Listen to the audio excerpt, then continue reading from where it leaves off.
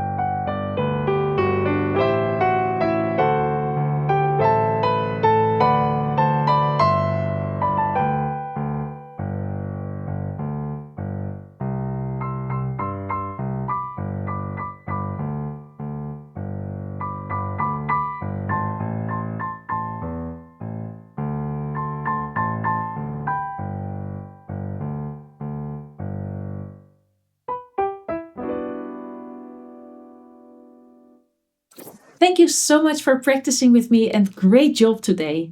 If you've actually practiced, please let me know how many times did you repeat the song and post the violin emoji in the comments so I know that some of you are actually practicing and not just watching me play.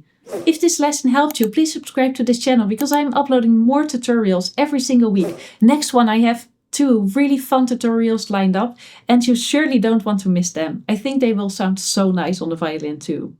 Also, I recommend to download my free skills on the website. This will really help you with your intonation and every song sounds better if your intonation is better. And you can find all the skills that I cover in my booklet on my YouTube channel as well. So for now, good luck practicing and see you in the next video. Bye bye! If you'd like a specific blueprint to get good at playing the violin, check out my online violin school, Julia's Violin Academy.